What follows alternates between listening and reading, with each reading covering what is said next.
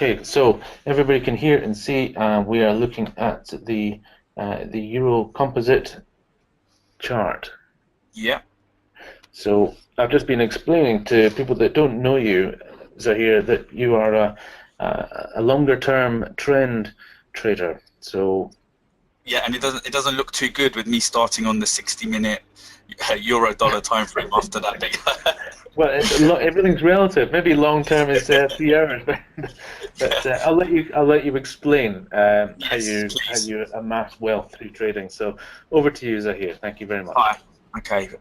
So thanks again, Simon. Always a pleasure to be presenting. And hello, everyone. I'm sure you've had a brilliant start to the day with all the other presenters.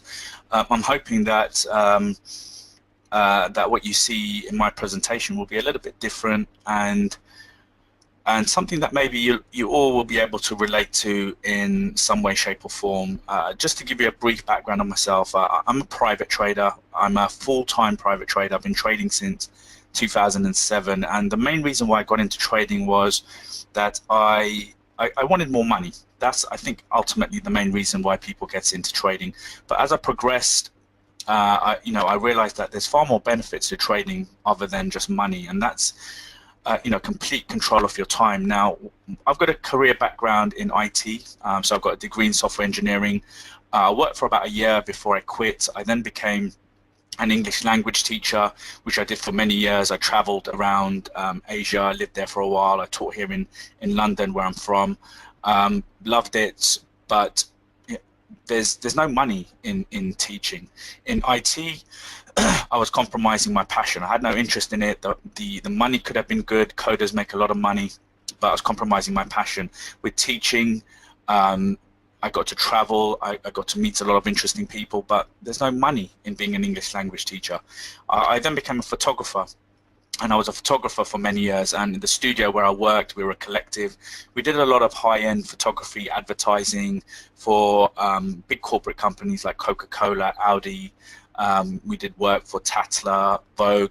We did some really interesting work, and the money was good, but the hours were horrendous. I was working long hours, sometimes weekends as well. So, what I found throughout um, that sort of pre-trading journey is that something's always been compromised, and that was part and parcel of why I got into trading as well. Because first of all, I wanted to leverage all the money that I've been saving, and secondly, there came a point where I thought I don't want to be doing this for the rest of my life. I want to have more time to do the things that I enjoy, and so trading really resonated with me. Now, when I first started trading, um, like everyone else, I dabbled with short-term trading, day trading, and I just found it very, very difficult to, first of all, incorporate into my lifestyle.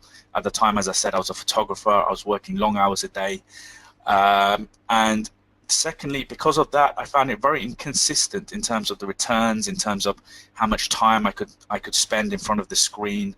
I found that whenever I was in trades, I was quite attached to the trades. I was always looking at my broker app to see if I'd hit targets, and it just became very stressful. And I just found that short-term trading was not the best way forward.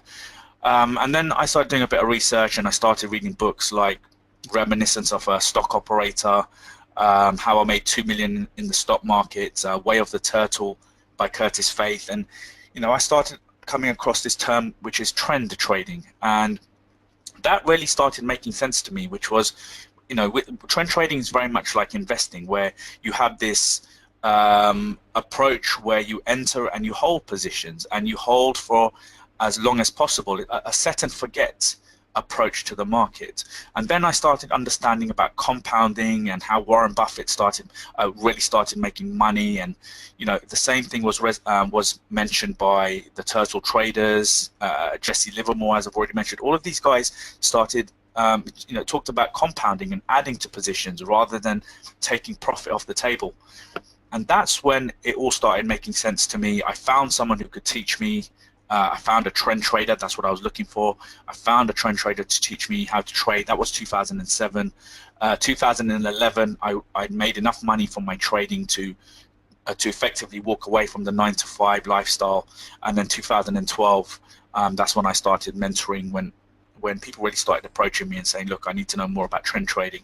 And so 2012, I set myself up as a mentor and a public speaker, and through that journey I've connected with people like Simon. So that's just a really brief background.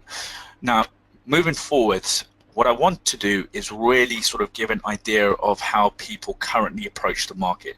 And I think it's this start here that you guys may be able to relate to. And then what I'm going to do is move away from this and show how I do it, and how I really recommend that you guys, all of you on here, I'm assuming, are private traders. You're wanting to be private traders, you're employed, you have money stashed away that you want to learn to leverage. Maybe you're dabbling in the market, you're not really getting the consistency that you want. And the approach for you as a private trader and for me as a private trader has to be very particular and very specific.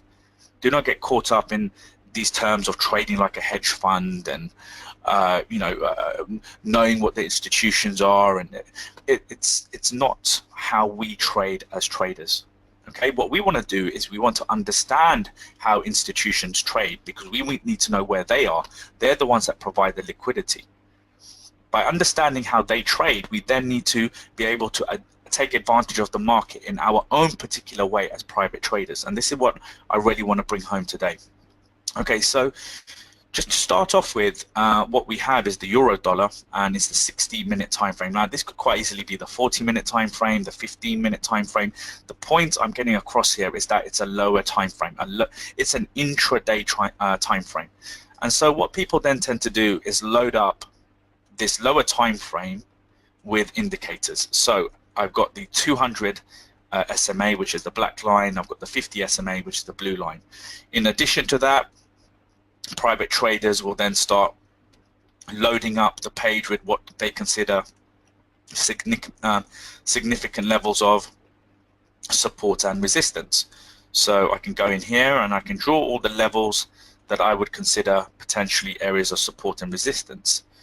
Okay, then of course we use subchart indicators. So if I go edit chart, I'm just going to bring up the subchart indicators that private traders tend to use. So you've got relative strength, you've got stochastic. Okay, so you can see here at the bottom I've got RSI, I've got stochastic. Let me just unstack those. Right, so you can see I've got those sat on top of each other. Then of course people start using terms like Fibonacci's. So if I just bring up my Fibonacci tool, I'm just going to draw it just to bring it on the chart. It doesn't have to be too accurate. Okay, so what can you see here? What you can see here is a very cluttered chart. It's loaded with support and resistance levels. Now let's look at the support and resistance. There's not really any rules to those levels of support and resistance. A lot of the times when I speak to people, it's based on what they think is a level of support and resistance, or they feel like it's a level of support and resistance. There are no rules. The second point is these two subchart indicators, RSI and stochastic. RSI and stochastic are lagging indicators, just like all other indicators. They are lagging. Having multiple lagging indicators, that includes Fibonacci's, on your chart it's unnecessary, because first of all, what you must learn to do is read price. Price has to be your driving indicator, your primary indicator. Once you've understood how to read price, then you can load up a handful of good indicators to help create that all-important edge which we are looking for. If you're trying to create an edge based on a lagging indicator, you will never see the returns that you want. And especially if you're using lagging indicators that tell you the same information. RSI and stochastic, these are overbought, oversold indicators. They tell you the same bit of information. If you look at something like MACD, convergence, divergence, ultimately it's the same thing. So if they're telling you the same bits of information, it's really unnecessary to have all of them on your charts. You only need to have one. Okay, so we must, as private traders, learn to step away from the lower time frames. Let's not get caught up in that. That's where you're told the money is, and the logic behind it is quick riches. In and out on the same day, make money. Who's promoting this kind of approach? Well, usually it's brokers, because they want their spreads and their commissions. It may be some kind of education body that charge large amounts of money for their courses. Now, paying for courses is all part and parcel of learning, but you've got to look at what you're being told. You've got to look at the value of what you're paying for. A lot of people who promote lower time frame trading usually have IB agreements in place. IB is introducing broker. So whenever people start executing trades on lower time frames, they have an agreement with the broker that they will split the spread. So there's many, many reasons why people are funneled down to the lower time frame. And if we look at the success rate of lower time frame trading, it's very, very low.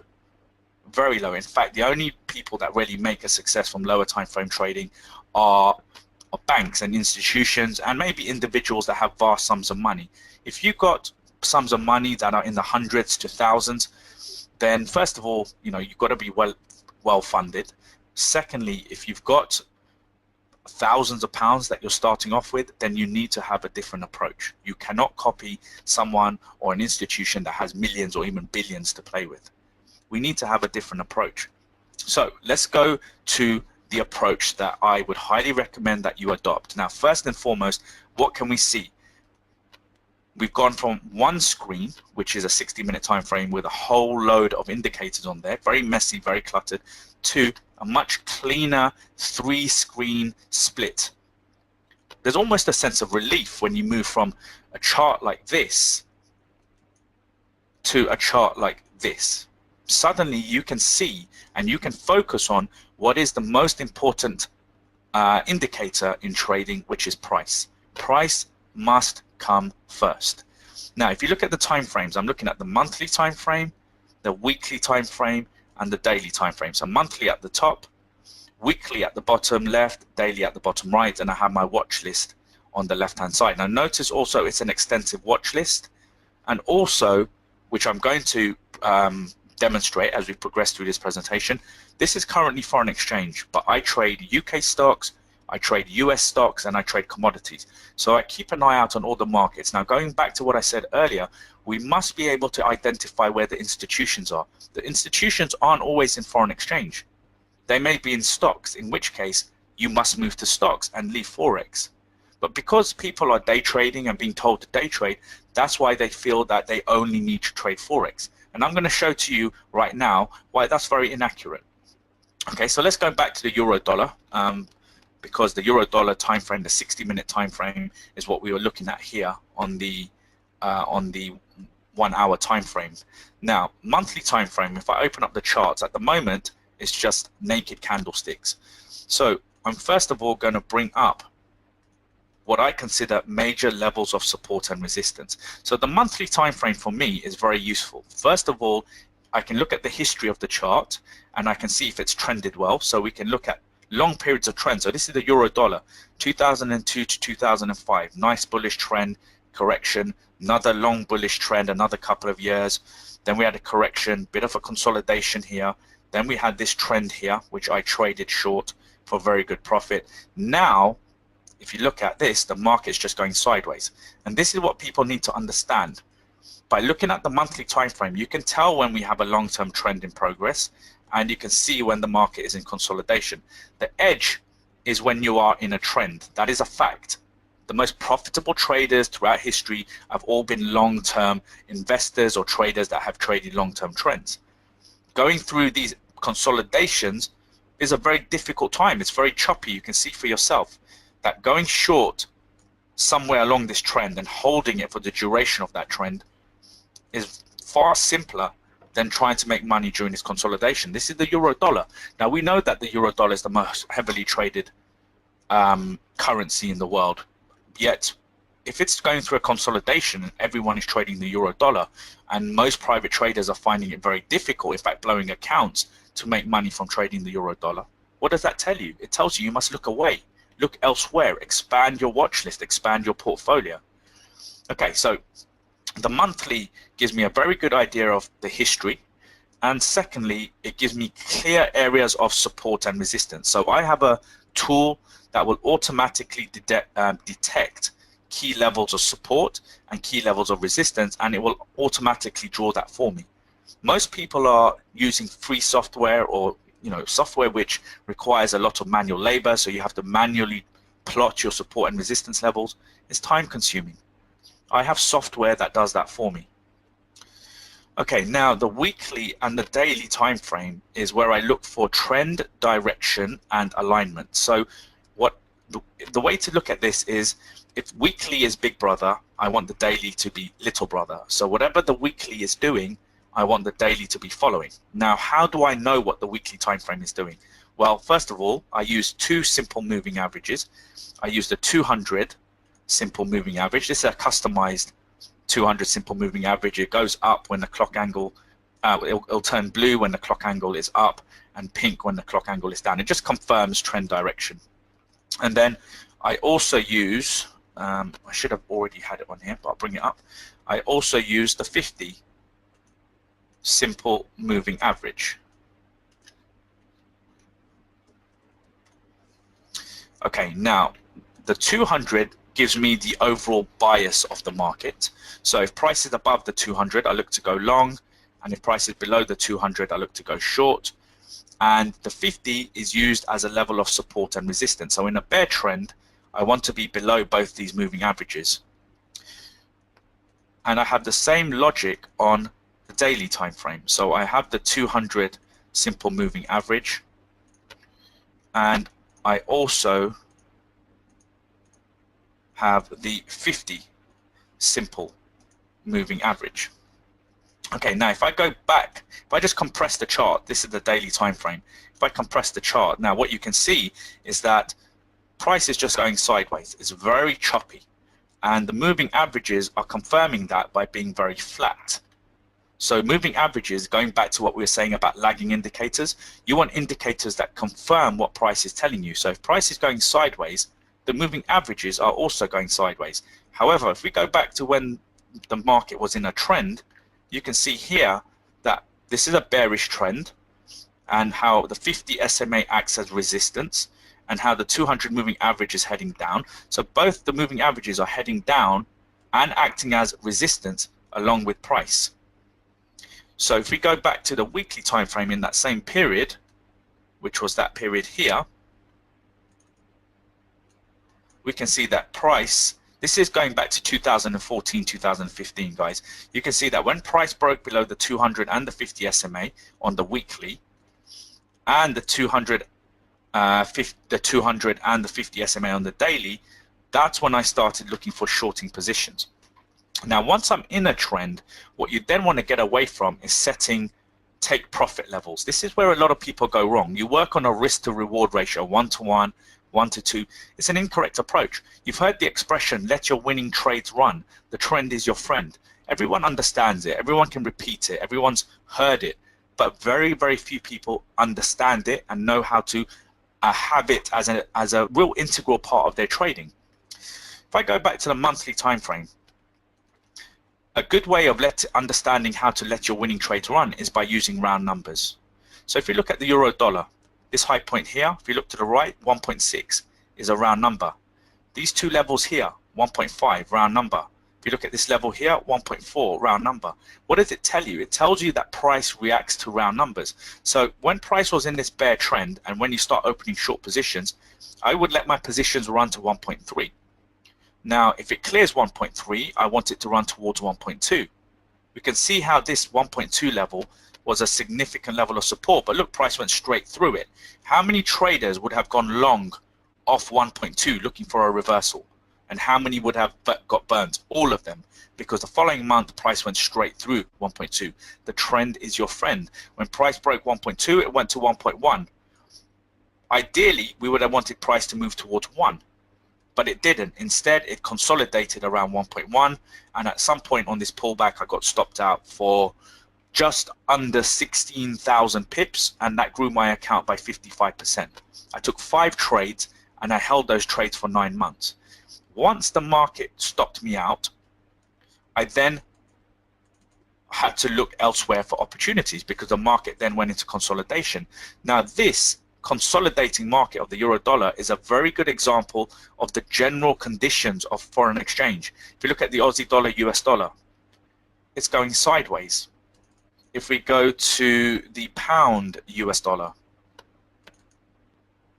it's been going sideways for a very, very long time. You can see here now, 1, 2, 3, 4, 5, 6. We're now starting to see a bit of life to the upside. So potentially we may have found a bottom, potentially, and we may start seeing moves to the upside. Now, I'm not keen to get in long just as yet, because if you go down to the weekly time frame, we can see that consolidation in more detail. I need to see further strength before I start considering any long opportunities. On the daily, we can see that price has only just broken above the daily 200. It's come towards that 1.3 round number. If it clears 1.3, then it may move towards 1.4, 1.5, and that's when I may start looking for long opportunities. Okay, so you can see that foreign exchange in general is quite a difficult market to trade, because we have consolidations, we got moving averages that are flat, we've got price that is just going sideways. There's no edge in foreign exchange. You're made to believe there is. Why? Just go down to a lower time frame, make some money. But that's not what you guys are after. You're not after making money. What you want is wealth. You want empowerment. You want control. You want to be able to consistently and exponentially and safely and stress-free grow a trading account that will eventually fund the lifestyle that will allow you to do the things that you want to do in life, which is spend more time with your family and friends, do the things that you want to do, travel, etc. No one wants to be working until they're 50, 60 anymore. But if you do go down the route of day trading, first of all, you're going to find it very difficult to create that lifestyle. Secondly, you're sacrificing time for money. So even if you are able to fund a lifestyle from trading, you're still spending hours in front of the screen to make that money. So you're sacrificing, and this is not what trading's about. Trading's about empowering. So if foreign exchange is quiet, if foreign exchange is sideways, range bound, or it has been for a long time, where has the money been? Well, the last 2 years, stocks have been very profitable for me. So if we look at Nvidia is a perfect example of a trend. This is the monthly time frame. When it broke the all-time high at around $40, that's when I started entering long positions, and I held it to 50, 60, 70, 80, 90, 100, 110, 120. This correction eventually stopped me out. That trend alone has grown my account by vast sums of money. Like percentage-wise, it's a massive percentage, because I'm not just holding one position, I'm repeatedly adding, I'm compounding, and I'm holding. Now, if you look at the weekly time frame, above the weekly 200, above the 50, you can see how well it's respected. If we go to the daily, above the daily 200, above the daily 50, and you can see how the 50 acts as a level of support. Once that 50 SMA was broken, that's where I eventually exited my positions, and you can see that I entered in May of last year and I exited in February of this year. That's how long I held this stock for. And this isn't the only stock. If we look at some of the UK stocks that I've traded, so Boohoo, some of you guys will be familiar with Boohoo. It's an online clothing company. They're massive here in the UK.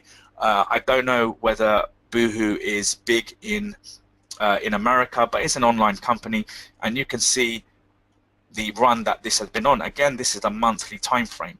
If you look at the weekly, it's above the 50 SMA. There isn't a 200 because it's quite a new stock. And if you look at the daily, you can see how well it's respected the 50 SMA as a level of support. And I'm still long on this and in very, very good profit. Let's have a look at some of the other US stocks that I'm currently long on. Applied Materials. Okay, Applied Material is a stock that I entered when it broke the all-time high. It was just above $30, and we can see now that this is above $40. It's heading towards 50, potentially the all-time high at $60. Now, let me explain one thing to you guys, and that is understanding the indices. Simon, are you coming in here? I'm just waiting to ask if you could, while we're on this, to explain the entry criteria. This is coming from Paul, asking if you could go over the entry criteria that you use. Yeah, so the entry criteria is dependent on whether I'm looking to trade breakouts or pullbacks. So let's say, for example, a stock like USB. This is a stock that I entered on this breakout here, and it went on to return a profit, but then reversed against me and stopped me out. Price has now come to this $50 mark, and I've now entered back in on a pullback. So you do not want to be a one-trick pony, and this is where trading is an art. What you have to be able to do is understand what kind of market conditions you're in. Are you in a trending market or a consolidating market? If you're in a consolidating market, you stand aside. If you're in a trending market, you then have to identify what kind of trend are you in. Are you in a fast-moving trend or a slow-moving trend? If you're in a fast-moving trend, I enter on breakouts. Because it's moving so quickly, price is just breaking out, breaking out, breaking out, I'll enter in compound. If it's a slow-moving trend, then I will possibly look to pullbacks, because pullbacks will offer an earlier entry into the trend. So if you look at Marriott, so if you go to Marriott, I traded Marriott back in 2014. You can see a very profitable stock from around $40 to $80. Then it went through this area of correction. Now it's creating new highs. If we look at the weekly, above the weekly 200, above the 50, and if we look at the daily, above the daily 200 and above the 50. Now, when price pulled back to this level of support, which was resistance, and coupled with the $90 mark and indecision, when price pulled back to this level, that's when I entered in on a pullback, and you can see now that this is moved into good profit, and it's now created an all-time high, a new all-time high. So to answer your question, it depends on what the market is telling me.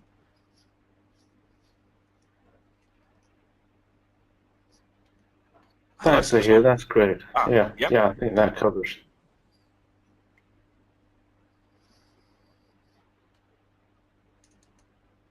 Can you hear me, Simon? Hello? Have I lost you? Yeah, no, I can hear you. Zahir, Okay, thank you for covering that question. That's great. Okay, no problem. Shall I carry on, or are there any other questions? No, please carry on. That's great. Thank you. Okay, fantastic. Okay, so one thing that you will often hear in the news is that, indices cannot create new highs. It's, there must be a crash coming. Okay, well, let's have a look at understanding the stock market. And when you understand the stock market, you will learn to then ignore the news, learn to ignore other people's opinions. Trading is all about being able to break down the chart and trade according to what the market is telling you, what price is telling you. You yourself should not have an opinion. It's price that will dictate to you what to do. So let's have a look at the Dow 30. Okay, so again, same setup, monthly, weekly, daily, support and resistance on the monthly, and the moving averages on the weekly and daily. If we go to the monthly time frame, now if we take price action to this point here, 2002, 2003, where we had this 1, 2, 3 bottom, and then this bull run. Look at the bull run from 2002 to 2007. That's a 5-year bull run. Then we had the crash or correction, or whatever you want to call it, of 2008. Now, if you know how to short a market, 2008 was a very profitable period. I started trading in 2007. 2008, my mentor showed me how to short a market. Often there's a misconception that when people know when I started trading in 2007, the first thing they ask me is, oh, you must have lost a lot of money in 2008. It's a very media-driven, very incorrect, very ignorant approach to the market, because people are just regurgitating what they've heard. As traders, we have the advantage of going long in a bull market and going short in a bear market. And you can see that when there's a bear market or a crash, if that's what you want to call it, you can see that how a 4 or 5 year bull run can be outdone in a single year. So a crash can be very profitable if you know how to short the market. I'm sure you guys have seen The Big Short. There's always a few people out there who know how to do it. Then we had this next bull run. Now, if you look at the next bull run, 2009 to 2015, that's a 6-year bull run. Okay, we do of course have these little corrections along the way, but nonetheless there's a direction. We can't expect the market to continuously shoot in a direction. It has this ebb and flow to it, but it's got a very clean, neat, linear trend direction to it. Then we have this consolidation period. Then we've had the breakout of that consolidation. Now, if we've had a 5-year bull run here, we've had a 6-year bull run here, what can it tell you about this bull run going forward? This bull run could last 4, 5, 6 years, just like previous bull runs. Now, you can of course wait for the reversal, but you may be waiting a very, very long time for the reversals. Now, if you look at all the indices, if you go to the NASDAQ, doing exactly the same. The NASDAQ is creating new highs. Look how it's crashed through that all-time high and the 5,000 mark. It's creating new highs. In fact, all the indices have gapped in recent days, and they're going. Gaps are breakouts on gaps are significant because they can add momentum to the market. Same with the S&P 500. They all look the same. So what we're now looking for, if we look at the NASDAQ has already broken out. If we look at the daily time frame, the NASDAQ has already broken out and creating new highs. If you look at the Dow needs to break out. So there's this high point here. It needs to break out. And if you look at the S&P 500, that also needs to break out. Once the Dow and the S&P 500 break out and all three indices are in alignment, we're in a bull run. So you need to be aware of what the indices are telling you to then go down and trade the individual stocks. Okay, so some of the stocks that I've already looked at. So let's have a look at AMAT. I didn't finish analyzing this. It's a bull run. It's above $40. Plenty of clear space ahead. Trading is all about risk to reward. So when I entered this around $30, my risk was small compared to the long-term reward to the upside. So my risk is never more than 2%. So the risk is small. Depending on my strategy, I may even risk less, 1%, 0.5%.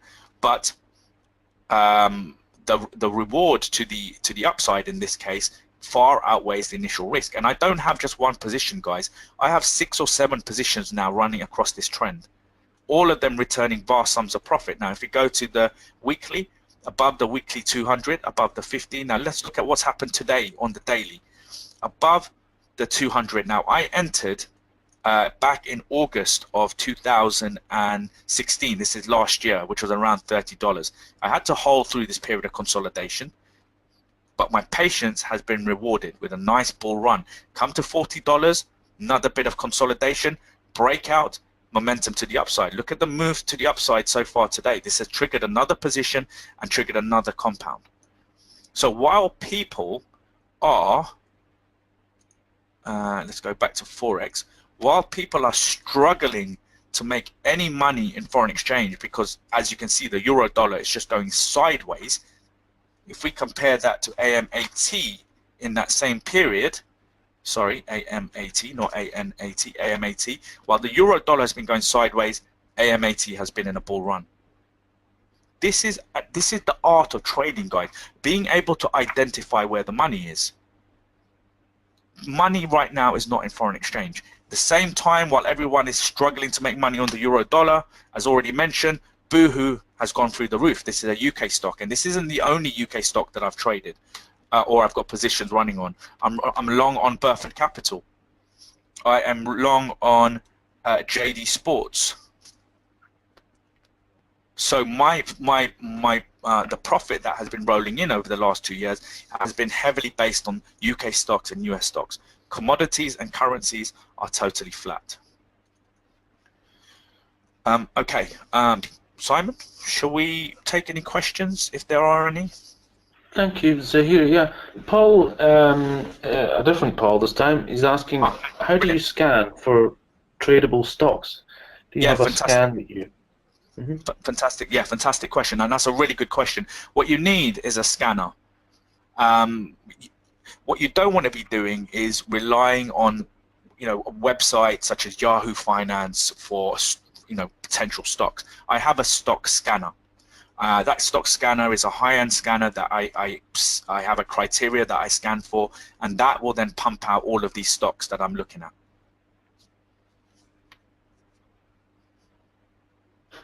Okay, so I think Richard's asking, the same question I might ask. We don't have any information on the criteria that you use in that scan. Is there anything you can? Well, I mean, one of the scans that I look for is a break of the 52-week high. It's a scan that is very underrated. Any stock that creates a new high is going to go on to create new highs. What most people want to do is that when price gets to a previous high, they're looking to find the top of the trend. That's not what you want to do. What you want to do is wait for the 52-week high to be broken and then go in the direction of the trend. Okay, well that's fine, thanks. So it's a proprietary scanning tool that this is part of your. I know that you encourage people to join your mentoring community club, and that's part of what they would get as part of being a student of yours. Yeah. The scanner that I use, which is, you guys can go ahead and do some research on it. The scanner that I use is MetaStock, and MetaStock costs, not MetaTrader. Let's not get them confused. This is MetaStock. And MetaStock costs, I think, is around $3,000 or £3,000 a year. So I pay for that. I pay for that scanner, and because I pay for the scanner and I do the scan for myself on a daily basis, my community members get access to all of these stocks, so they're saving themselves a lot of money. Richard's asking, he says, criteria for stop loss once you're in, besides 1 point below or above a round number. Yeah, the stop loss would be dependent on the individual instrument. Again, it has to be an adaptive process. So if you look at, let's say, the pound Japanese yen, the pound Japanese yen moves around 220 pips, let's say, a day. And then you've got the euro dollar, which moves 90 pips a day. If you're using the same sort of stop loss, let's say a fixed 100 pip stop loss, then you may be able to trade the euro dollar and not get stopped out too early. But if you're trading the pound Japanese yen with a 100 pip stop loss, then you run a very real risk of being stopped out. You want to use wide stop losses. That's the underlying approach and philosophy. You don't want tight stop losses. You want wide stop losses. I understand the appeal to using tight stop losses. It's when it moves in your favor, the leverage is greater. I understand that, but by using tight stop losses, people get stopped out too quickly, and they never see the profit that they want. So slow and steady. Wide stop losses, give time, give a trend price rather the space to move, and then when it starts moving in your favor, then start compounding and adding positions. And will you take into account the fundamentals of the stock when you're setting that stop loss? I know another software package I'm familiar with would actually analyze the risk factor of these companies. If it was a small, high-risk company, it would actually tighten up the stop. Whereas if it's a big sort of blue chip 500 company, it would give it a bit more space to move. My stop losses are all based on the characteristics of price and not the fundamentals. I take the approach that as private traders, we tend to get the fundamentals after the institutions. So the institutions generally will have acted on the fundamentals and have factored that into price. So by the time we actually hear the fundamentals, it's old. So the way to sort of, as I said already, as I've already mentioned, to avoid getting caught up in all of that and getting caught out in intraday spikes is to have a good stop loss, a wide stop loss. Fantastic. Any clues on brokers? Do you have a preferred broker? I don't have a preferred broker. I mean, I'm happy to talk to people offline. I'm not associated to any broker, so I don't recommend any brokers. But what I would say is that, of course, you want to have a good broker, but that's the least of your worries. There's just way too much emphasis on brokers. What you want to be able to do is to understand what you're doing first, which is how do you read price? How do you manage a portfolio and a watch list? How do you manage your risk? Then, once you've really understood that, then you need to think, right, well, what is the right broker account for me? Am I trading foreign exchange with £2,000, or am I trading foreign exchange with 20, 30, 40,000 pounds or dollars, as the case may be? With foreign exchange, why can you open an account with £50? Why do you need to have at least, 2,000, 3,000 pounds to trade stocks? There's all of these questions that really should be understood before going to open a broker account. People are way too quick to get to market. I tend to slow people down. I'm like, people always ask me about brokers, and generally I don't advise them to open a broker account until until they know what they're doing. Of course, they can, they can go elsewhere for that kind of advice. But for me personally, I'd say focus on understanding what you're doing first. Yeah, good advice, certainly. Good advice. Are there any thresholds for depositing and having a starting portfolio size for you? Do you ask that people have a minimum amount in their account to make sense of your strategies? Yeah, I mean, for good risk management, you need to have at least $2,000 to $3,000 for foreign exchange, and you need to have at least $5,000, $6,000 for stocks. With stocks, you've got cheap stocks and you've got expensive stocks. With the more expensive stocks, you need to have, far more sums of money. I mean, if you look at something like Tesla, Tesla's been going through the roof recently, and you can see why. It's a $300 stock. If you look at Amazon, it's a $900 stock. Mm-hmm. But if you compare CNP, which is a good stock, it's only $26, $28. So depending on your account size, I mean, I'm in a position to be able to trade Amazon and Tesla, but my students that come to me, they're not. So they have, let's say, $5,000. They'll have access to these cheaper stocks. So you don't need to have access to the expensive stocks to make money. You can have access to some of these really good cheap stocks. RSG is another one. That's only around $65. Look how well that's trending. Now, I notice you've got at least a 15-year history on that chart. Yeah, yes. And all the charts. I mean, it's good practice to actually look at the longer picture on some of these stocks. I think it's easy to just look at the past 18 months or 2 years and see that a stock has risen in that period of time, but maybe in the big picture, it might not have risen that far. Totally correct. You can even make the mistake of saying that the stock is at the top of the window, so you think it's not going to go any further. Whereas if you pull back and look at 5 or 10 years, you find that it's still got a lot longer to go. Yeah, exactly. I mean, AMAT is a perfect example. Going back to 2000, it was at $60. So there is plenty of space to the upside. Whereas if you compare that to, let's say, Facebook, Facebook, it's not been around that long. I mean, I look for stocks that have at least 5 years of history. I know sometimes I deviate. So, for example, Boohoo, that's, it's only got 3-4 years of history. But based on what the stock was doing when I entered, I allocated a small risk, because everything's about risk to reward. I allocated a small risk, and it's worked out very well in my favor. But generally, I look for 5 to 10 years of history so that I can look at the history and identify highs and lows. I can identify whether it's trended well. If it's trended well in the past, then there's a very good chance it's going to trend well in the future. That's right. Now, a question from Paul. How many trading opportunities are available to you every month on average? Yes, good question. I mean, I don't trade in that way. I trade when trends are in play, and I don't trade when consolidations are in play. So typically, you're looking at around 50 to 100 trades a year across all markets. So foreign exchange, stocks, commodities, all in all, around 50 to 100 trades a year.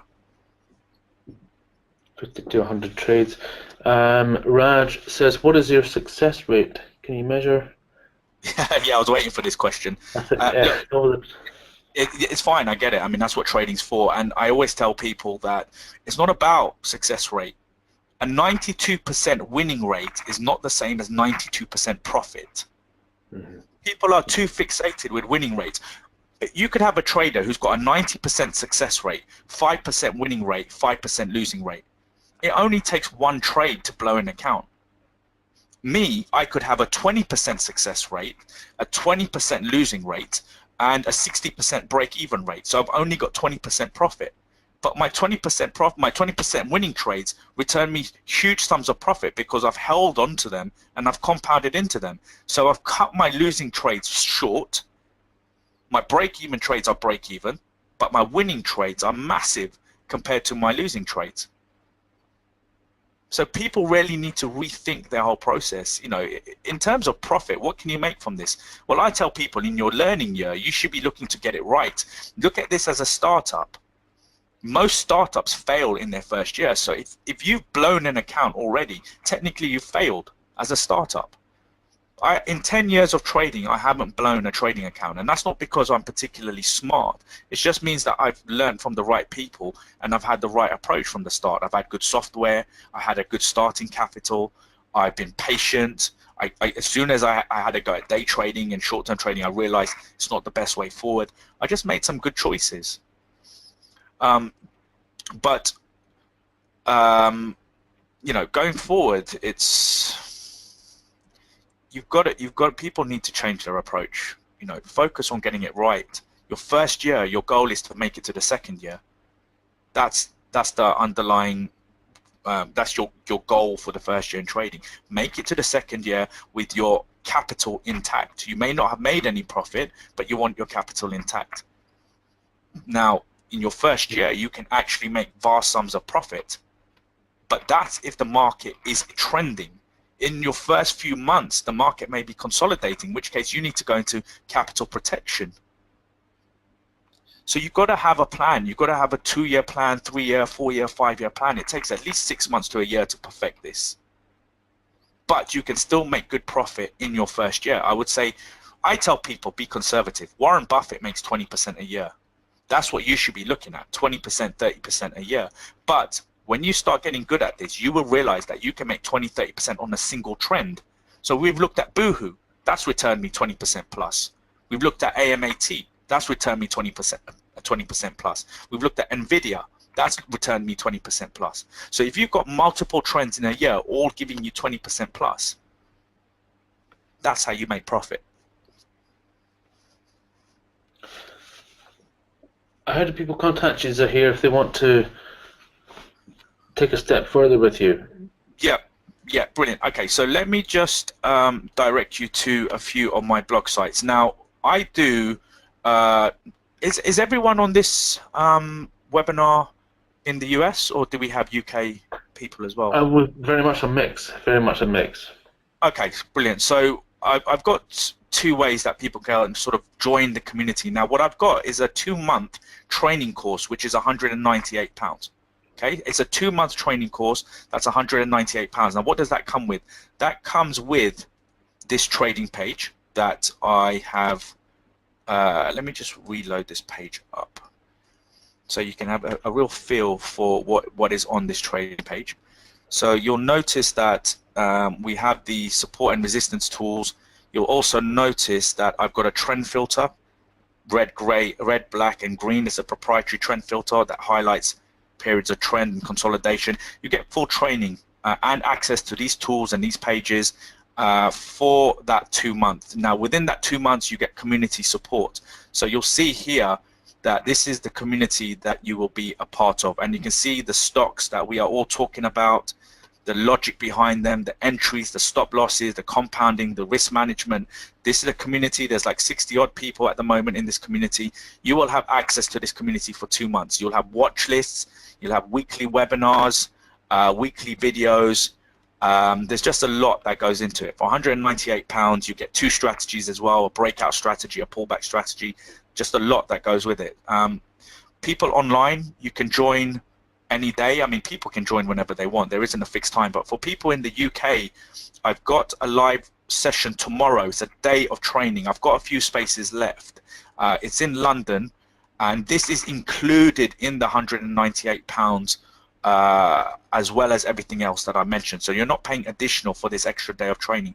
For people that are abroad, for all the guys in the US, I have replicated this live day of training in video format. So everything that I cover in the live day of training is all in the community. So if you go here and click on videos, everything is already covered in video format. So the guys that come for the live day of training, they can review and revise everything because there's video content there as well.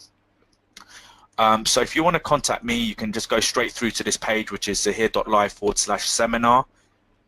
If you're based in the UK, if you're based abroad, it's zahir.live/apprentice. You can see it's the same thing. And if you want a couple of videos about me, there's this page here as well, which is zahir.live/membership. And I just talk about my journey into trading, and again, same thing. In terms of like online content, please go to my Medium blog, medium.com/@ZahirAnwari. I talk about all the blogs that I'm in. I put lots of top tips there. There's a podcast that I was interviewed for, etc. So lots of useful stuff on there. So you can check out my Medium blog. I'm on LinkedIn, so you can feel free to connect with me and just search for my name, Zahir Anwari, for Facebook. I've got a Facebook page. If you go to facebook.com/City Trader Lifestyle, that's a Facebook page that I've got set up, but you can locate my private profile as well. I'm just typing these in as we're going. I think you hope retain the record for being our most active on social media. Your email signature is very long underneath your kind regards, with all these different Instagram and social media things. So I take my hat off to you.